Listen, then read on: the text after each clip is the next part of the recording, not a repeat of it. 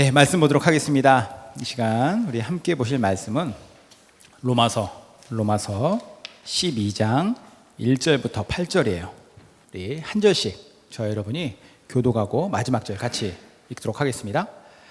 그러므로 형제들아, 내가 하나님의 모든 자비하심으로 너희를 권하노니 너희 몸을 하나님이 기뻐하시는 거룩한 산 제물로 드리라. 이는 너희가 드릴 영적 예배니라. 본받지 말고 오직 마음을 새롭게 함으로 변화를 받아 하나님의 선하시고 기뻐하시고 온전하신 뜻이 무엇인지 분별하도록 하라. 내게 주신 은혜로 말미암아 너희 각 사람에게 말하노니 마땅히 생각할 그 이상의 생각을 품지 말고 오직 하나님께서 각 사람에게 나눠주신 믿음의 분량대로 지혜롭게 생각하라. 우리가 한 몸에 많은 지체를 가졌으나 모든 지체가 같은 기능을 가진 것이 아니니 이와 같이 우리 많은 사람이 그리스도 안에서 한 몸이 되어 서로 지체가 되었느니라. 우리에게 주신 은혜로 받은 은사가 각각 다르니 혹 예언이면 믿음의 분수대로, 혹 섬기는 일이면 섬기는 일로, 혹 가르치는 자면 가르치는 일로, 혹 위로하는 자면 위로하는 일로, 구제하는 자는 성실함으로, 다스리는 자는 부지런함으로, 긍휼을 베푸는 자는 즐거움으로 할 것이니라. 아멘. 오늘은 우리가 이곳 이네스트에서 함께 예배와 모임을 시작한 지 정확하게 반년이 되는 주일입니다. 지난 3월 첫 주일날 우리가 처음 모임을 시작했는데요, 3개월의 봄과 3개월의 여름을 우리가 보냈어요. 조금씩 우리가 자리 잡아 오는 것을 여러분들 다 느끼셨을 겁니다. 처음에는 꽤나 어색했던 이곳에서의 우리의 예배와 모임이 점점 단단하게 다져졌고, 또 이 과정 속에서 우리는 여전히 부족하고 가야 할 길도 멀지만 우리 공동체의 소중함도 알고 또 지체의 소중함도 많이 깨닫는 그런 6개월의 시간이었습니다. 그리고 우리는 지금 여기서 함께 예배드릴 뿐만 아니라 또 앞으로 나아가야 할 한 방향, 우리가 함께 가야 할 한 방향에 대해서 함께 가는 것 자체를 우리는 즐거워하고 있다라고 하는 것이 참 하나님 앞에 놀랍고 기쁜 일이 아닐 수 없다라고 생각을 합니다. 제가 지난 수요일 날 어떤 형제를 만났어요. 어떤 형제를 만나서 같이 이렇게 대화를 나누는 중에 이런 질문을 받았어요. 목사님, 그동안 어떻게 지내셨어요? 그리고 요즘에는 어떻게 지내세요? 워낙에 제가 사람들을 만날 때마다 받는 질문이에요. 그동안 어떻게 지냈나? 지금은 어떻게 지내냐? 많이 받았던 질문이라서 또 한 번 저는 그 질문에 대한 답을 하였습니다. 처음에 우리가 어떻게 시작을 하였고 어떤 마음을 갖고 또 어떤 과정을 거쳐서 지금 어떻게 가고 있는가. 근데 그날따라 저 스스로 이렇게 하는 말에 대해서 제가 좀 이렇게 불편함, 어색함, 당황스러움, 이런 감정들이 느껴졌습니다. 왜냐하면 제가 말을 하면서 계속 감사하다라고 하는 말을 했기 때문이에요. 전 개인적으로 이렇게 대화를 나누거나 할 때 감사하다라고 하는 말을 너무 많이 하는 것 자체가 좀 상투적이라고 생각을 하거든요. 개인적으로 그렇게 생각했어요. 그러다 보니까 감사하다라고 하는 것이 그냥 상투적인 말로 나오는 것이 아니라 정말 감사해야지, 이런 생각을 했었는데, 그래서 이제 그런 말들을 하더라도 그렇게 자주 하지는 않았는데 그날따라 이렇게 많이 한 거예요. 지난 6개월을 되돌아보면서 제가 계속 감사한 마음, 이것으로밖에 표현할 수 없는 그러한 과정들을 하나님께서 우리에게 주셨기 때문이라고 저는 나중에 생각을 했습니다. 그래서 이래서 감사하다, 저래서 감사하다. 저로 하여금, 그리고 우리로 하여금 이렇게 감사할 수밖에 없는 제목을 많이 주신 하나님께 다시 한번 감사드리고, 뿐만 아니라 우리가 이렇게 이런 일들에, 감사한 일들에 여러분들의 동참해서 같이 평생의 동역자로 함께해 주신 여러분들께도 참 감사한 마음을 전하고 싶어요. 제가 이런 감사한 마음 가지고 오늘 이 반년을 매듭짓는 이 주일날 어떤 말씀을 나누면 좋을까, 이런 고민을 좀 했습니다. 어떤 말씀이 오늘 이 시간에 우리가 나눠야 될 말씀일까라는 생각을 했어요. 그러는 중에 제가 개인적으로 우리 교회의 주제가 같은 찬양이라고 생각하는 게 이제 교회라고 하는 아까 불렀던 찬양인데요, 요즘에 우리가 참 많이 불렀죠. 이 찬양을 제가 떠올리면서 그래, 우리가 앞으로 우리 함께하는 교회가 계속해서 나아가는 이 길 속에서 또 하나님께서 사람들을 보내주셔서 우리가 더 늘어나고 또 규모가 커지면서 해야 할 일들도 많아지고 우리가 바빠지더라도 자칫 우리가 하나님께서 우리 가운데 주신 이 마음, 교회로서의 교회 공동체의 본질, 이것을 우리가 잊으면 안 되겠다라는 생각을 했습니다. 그러니까 몸집만 비대해지는 교회가 아니라 정말 성경적이고 건강한 교회로서 우리가 자라가야 한다는 거예요. 사실 여러분들의 마음도 저와 동일하리라고 생각합니다. 우리 교회가 그저 그런 또 하나의 교회로서 그냥 남는 것이 아니라 그건 하나님께서도 원하시는 일이 아니겠죠. 정말 하나님께서 원하시는 바로 그 교회, 그 이상적인 교회, 그 모습을 우리가 조금씩 더 갖춰 나가면서 성장하자라는 것이죠. 그리고 그게 부흥의 본질이라고 생각을 해요. 단순히 사람이 늘어나는 것이 아니라 하나님께서 원하시는 방향으로 우리가 나아가는 것. 그래서 우리가 성경적 교회의 표본이 될 수 있는 그런 좋은 본보기가 되는 교회가 되었으면 합니다. 그런 의미에서 오늘 우리는 우리가 추구해야 할 이상적 교회는 과연 어떤 모습을 갖추고 있는가? 어떻게 우리가 우리 자신을 잘 준비하고 겸비하였을 때 하나님 앞에서 우리가 어떤 모습으로 나아가는 것이 하나님께서 원하시는 이상적인 교회의 모습일까? 이걸 오늘 본문 로마서 말씀을 통해서 알아보자라는 것이죠. 바울은 로마 교회에 보내는 편지에서 이것을 아주 잘 가르쳐주고 있어요. 로마서 12장에 보면은 그런 내용들이 쭉 나오는데 12장 오늘은 우리가 앞부분만 보면서 크게 세 가지 하나님께서 기뻐하시는 이상적 교회에 대해서 우리가 생각을 해보고 우리가 이런 교회로서 앞으로 나아가자라고 하는 말씀을 한번 나눠보도록 하겠습니다. 자, 이상적인 교회 공동체를 오늘 본문은 뭐라고 얘기하냐면요, 크게 세 가지로 말하는데 첫 번째, 이상적 교회 공동체는 살아있는 영적인 예배를 드린다라는 거예요. 살아있는 영적 예배. 자, 1절 보면은 그러므로 형제들아 내가 하나님의 모든 자비하심으로 너희를 권하노니 너희 몸을 하나님이 기뻐하시는 거룩한 산 제물로 드리라. 이는 너희가 드릴 영적 예배니라. 여러분, 교회라고 하는 것이 뭘까요? 교회가 건물인가요? 고린도전서에 보면은 고린도 교회를 향해서 이렇게 얘기를 해요. 바울이 교회는 이런 거다. 1장 2절에 보면은 고린도에 있는 하나님의 교회. 자, 교회는 곧 그리스도 예수 안에서 거룩하여지고 성도라 부르심을 받은 자들과 또 각 처에서 우리의 주 곧 그들과 우리의 주 되신 예수 그리스도의 이름을 부르는 모든 자들이라고 얘기해요. 그러니까 바울이 교회를 이렇게 정의합니다. 교회란 무엇이냐? 그리스도 안에서 변화된 사람들. 그래서 성도라고 하는 그런 호칭에 합당하게 변화된 사람들의 모임이다. 또 여러 곳에서 예수 그리스도의 이름을 부르는 모든 자들이다 라고 얘기해요. 그래서 여러 곳에서 예수 그리스도의 이름을 부른다라고 하는 것은 예배를 지칭하는 것이죠. 건물 얘기는 없어요. 교회는 건물이 아니라 예수님을 믿고 예수님을 예배하는 사람들의 모임인 신앙 공동체가 교회라고 하는 거죠.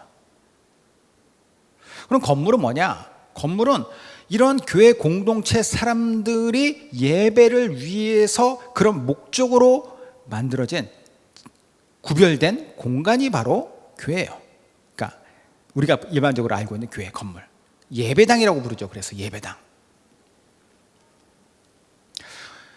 우리 예수 믿는 사람들은 이 정의를 분명하게 한 상태에서 신앙생활해야 돼요. 이 개념이 잘못되면은, 자칫 잘못하면 우리가 교회를 거룩하게 합시다라고 하는 것을 뭘로 생각할 수 있어요? 예배당을 깨끗하게 하는 것? 예배당에다가 뭔가 좋은 것들을 넣어놓는 것? 그게 교회가 거룩해지고 교회가 더 올바른 방향으로 나아가는 거라고 생각할 수 있죠. 물론 그게 잘못된 게 아니에요. 그러나 잘못된 행위는 아니지만 교회에 대한 정의가 잘못된 상태에서 본질이 아닌 그 본질을 위한 공간을 본질이라고 생각할 수 있다는 것이죠. 그러니까 이거를 착각하면 안 된다는 거예요. 교회는 무엇이냐? 교회는 공동체다라는 거예요. 그래서 제가 오늘 본문, 그러니까 제목도 이상적인 교회 공동체라고 이야기한 것이, 교회는 본질적으로 공동체예요.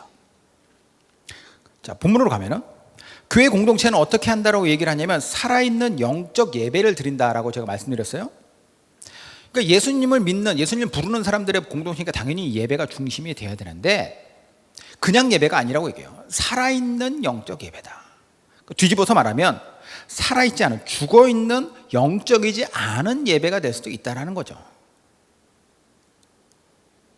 아마 이런 예배는 하나님의 임재도 없고 성령님의 능력도 없고 그리스도의 능력의 말씀도 없는 그런 예배일 수도 있을 것 같아요. 그런 예배가 어디 있느냐라고 생각할 수 있지만, 사실 잘 생각해 보면 그냥 때우기식으로 앉아있고 정말로 예배가 예배답지 못한 예배가 너무나도 많다라는 거예요. 예배의 주인공은 언제나 하나님입니다. 그래서 그런 말도 있어요. 예배의 유일한 관객은 하나님이시다. 모든, 그러니까 예배 안에 예배를 위하여서 앉아있는 회중들이 관객이 아니라 예배 참여자고 예배 잘하고 얘기하잖아요. 그러면 우리 모두는 다 어디를 향하고 있느냐면 하나님을 향하고 있다는 거죠. 하나님께서 기뻐하신 예배가 바로 하나님을 향한 예배입니다.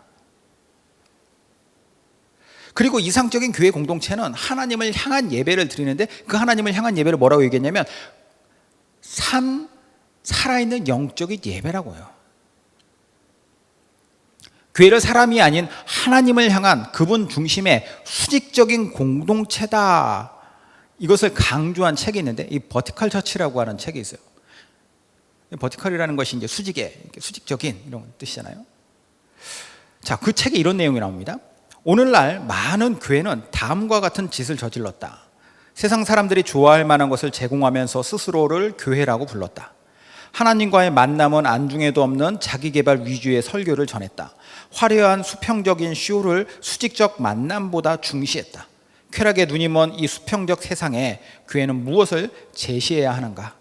교회가 세상의 필요를 채워주는 곳에 머물면 하나님이 우리에게만 맡기신 일을 감당해낼 수가 없다.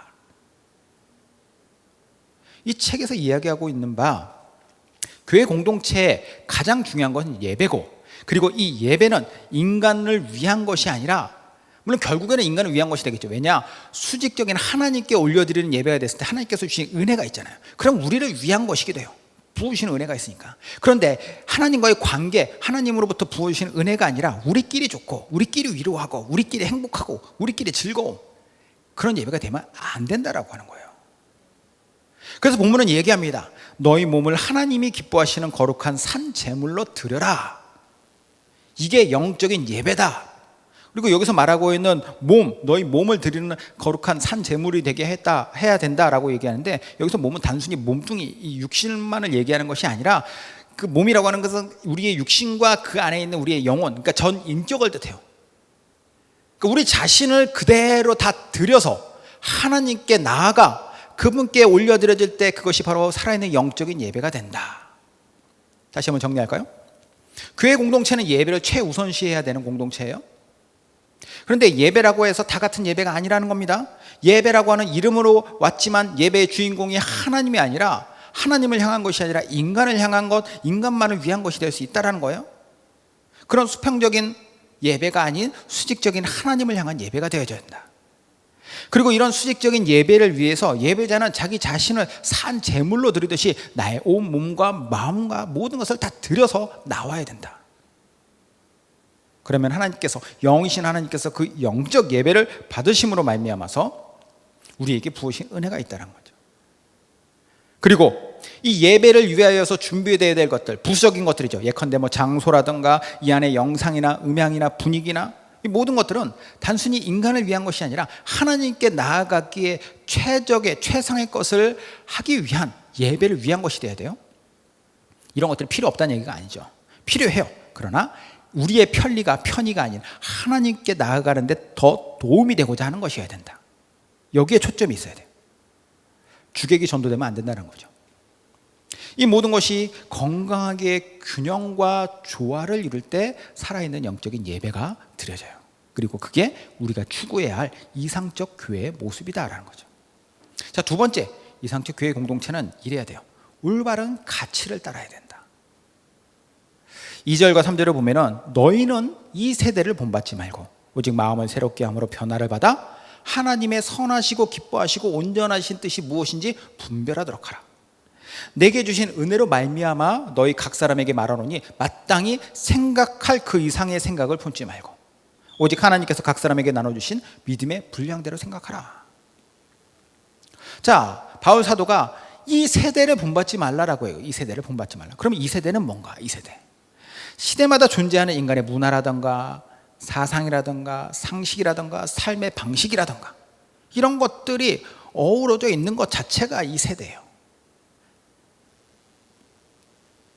인간의 문화, 사상, 상식, 생활 방식 등은요, 시대마다 다양하게 변화되어 왔습니다. 예전의 문화가 지금까지 다 남아있는 게 있습니까? 변화돼요. 진보하기도 하고 퇴보하고 아니면 소멸되기도 합니다. 사상도 마찬가지죠. 삶의 방식도 마찬가지입니다. 인간에게서 나온 것은 불변일 수가 없어요. 인간 자체가 불변할 수 없는 존재니까. 하지만 하나님은 다르다라는 거예요. 하나님, 그분의 선하시고 기뻐하시고 온전하신 뜻은 아무리 시대가 바뀌어도 변함이 없다. 그러니까 원래부터 하나님은 완벽한 존재, 완벽한 분으로서 완벽한 것을 말씀하셨기에 그것은 변하지 않는다는 거예요. 시대가 변해도. 베드로전서 1장 24절 25절 이렇게 얘기합니다. 그러므로 모든 육체는 풀과 같고 그 모든 영광은 풀의 꽃과 같으니 풀은 마르고 꽃은 떨어지되 오직 주의 말씀은 세세토록 있도다 하였으니 너에게 전한 복음이 곧 이 말씀이니라. 그 복음 안에 있는 말씀은 무엇이냐? 사람은 다 변한다는 거예요. 사람은 다 풀과 같다. 어느 풀이 어느 날 무성하게 자란 것 같지만 어느 날 없어지고 그 자리에 풀이 있었나조차도 모를 그런 것이 인간이라는 것이에요. 꽃과 같이 어느 날 막 아름답게 피어난 것 같았어도 그게 얼마 가지 못하고 그냥 사라져 없어지면 기억조차 못한다는 거죠. 하지만 주님의 말씀, 그리고 그 말씀을 하시는 주님 자체는 세세토록 변함이 없으시다. 인간은 100년도 못 사는 존재입니다. 존재만 그런 것이 아니라 아까도 말씀드렸다시피 문화나 상식이나 사상이나 모든 건 다 마찬가지예요. 제가 대학생 때 우리 세대를 X세대라고 불렀습니다. X세대. 기성세대가 이해하기 힘든 독특한 세대다. 그리고 나서 이제 또 좀 있다가 N세대, 2000년대가 되면 뉴 밀레니엄, 이제 Y세대, 지금은 MZ세대. 실제적으로 그렇게 긴 시간이 아닙니다. 한 30년도 안 되는 시간. 그 시간 동안에 수많은 세대들이 등장했다라고 이야기하는 것은 그만큼 사람들의 사고방식이나 삶의 방식이나 문화가 많이 변화됐다라고 하는 뜻이에요. 물론 지금 시대는 워낙 템포가 빠른 시대이기 때문에 그 변화가 더 빠르죠. 하지만 템포가 빠르건 느리건 간에 결국 인간은 언제나 유한하고 변화하는 존재예요. 부인할 수 없죠. 하나님은 어떤 분이시냐? 우주가 처음 만들어질 때부터 그분은 아무리 오랜 시간, 우리가 얼만큼의 시간이 흘렀는지 정확하게 모르겠지만 그 시간 동안 하나님은 변함이 없으시다. 성경은 뭐라고까지 얘기했냐면 그분은 회전하는 그림자도 없으시다. 얼마나 변함이 없으면 그분에게 있어서는 회전하는 그림자조차도 우리는 상상할 수가 없다. 변함없는 존재. 그러면 교회 공동체는 뭘 따라야 되느냐? 인간의 이 유한한 인간, 변화하고 완벽하지 못한 이 인간의 것들을, 세상의 것을 따라야 되느냐? 아니면 불변하는 하나님을 따라야 되느냐? 이건 비교하거나 고민할 문제가 아닙니다. 어디에 가치를 주느냐? 올바른 가치는 어디에 있느냐를 항상 우리는 붙잡고 가야 돼요. 이 문제에 대해서 교회가 고민하기 시작하면 교회가 흔들려요. 위에서 말씀드렸던 버티컬 처치에서도 얘기하는 게 그거잖아요. 하나님과의 수직적인 관계가 최우선되고 그것을 위하여서 교회가 존재하는데 이 수직적인 관계는 도외시하고 수평적인 관계에서만 머물다 보면은 그것은 언젠가 교회 자체가 문제가 생기고, 그러니까 수많은 교회 역사에서도 보면은 중세 시대나 이런 때 보면은 왜 교회가 타락을 합니까? 결국은 하나님과의 관계가 아니라 세상의 것들을 추구하고 그 안에서 잘 먹고 잘 사는데 혈안이 되었을 때 문제가 됐다는 거예요. 권력에 취해 있고. 그래서 이 세대를 본받지 말라, 거기에 타협하지 말라라고 이야기합니다. 자, 그런데 그럼 이것은 분명한데 그럼에도 불구하고 바울은 왜 이것을 강조하고 있는가? 이 세대가 아닌 하나님의 것만 따라가야 된다. 그 가치를 쫓아라.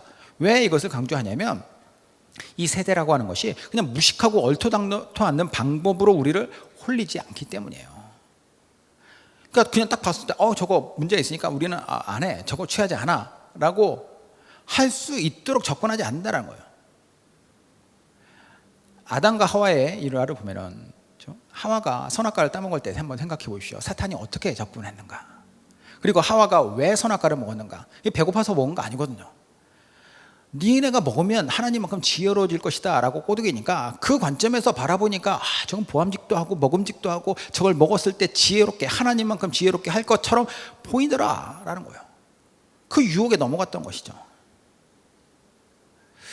시대가 흘러가면서 뭔가 더 세련돼 보이고 뭔가 더 좋아 보이고 뭔가 더 합당해 보이고 옳아 보이는 거, 그렇게 접근한다라는 거예요. 그래서 이 세상에서 교회 공동체는 그 중심을 올바른 가치에다 딱 박아놓고 거기서 움직이면 안 돼요. 세상 안에 살지만 세상과는 구별된, 그러니까 마치 배와 같은 거예요. 바다에 있지만 바다와는 구별된 그 안에 공간이 있는 거죠.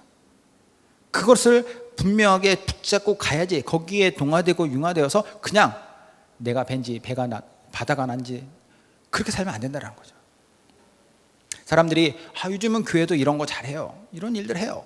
뒤에 가면 다 그러죠. 예수 믿는 사람들도 사람인데 너무 유도리 없이 살지 맙시다, 뭐 이런 얘기들. 우리의 올바른 가치에 초점을 두고 있지 않으면 이런 얘기들에 우리는 쉽게 넘어갈 수 있어요. 다 그런가 보다, 큰 교회도 저렇게 하네. 우리가 오늘 이 말씀 잘 기억했으면 좋겠습니다. 지금이야 우리는 워낙에 이제 자라가고 있는 교회이기 때문에 이런 큰 유혹은 없겠지만 어느 날 우리에게 또 어떤 방식으로 어떤 유혹이 닥쳐올지 모르죠. 어떠한 시대의 조류가 우리를 흔들려고 할지 몰라요. 막말로 제가 여러분에게 사실 이러는 건 정석은 아니지만 그걸 불법이라고 하기도 좀 뭐하고 이렇게 이번 한번 이렇게 합시다라고 여러분에게 말씀드리면 여러분도 어떻게 반응하시겠습니까? 그렇게 안 배웠는데요? 해야죠. 성경에서는 그렇게 하지 않았는데요. 우리가 정말 따라야 할 정말 올바른 가치, 그것이 바로 그것을 따라가는 게 이상적인 교회 공동체라는 거예요. 자, 마지막 세 번째 한번 볼까요? 세 번째는 어떤 모습이냐? 다양하게 섬긴다라는 거예요. 다양하게 섬긴다. 4절부터 8절까지인데요. 우리가 한 몸에 많은 지체를 가졌으나 모든 지체가 같은 기능을 가진 것이 아니니 이와 같이 우리 많은 사람이 그리스도 안에서 한 몸이 되어 서로 지체가 되었느니라. 우리에게 주신 은혜대로 받은 은사가 각각 다르니 혹 예언이면 믿음의 분수대로, 혹 섬기는 일이면 섬기는 일로, 혹 가르치는 자면 가르치는 일로, 혹 위로하는 자면 위로하는 일로, 구제하는 자는 성실함으로, 다스리는 자는 부지런함으로, 긍휼을 베푸는 자는 즐거움으로 할 것이니라. 자, 아까도 말씀드렸지만 교회의 공동체, 교회는 공동체입니다.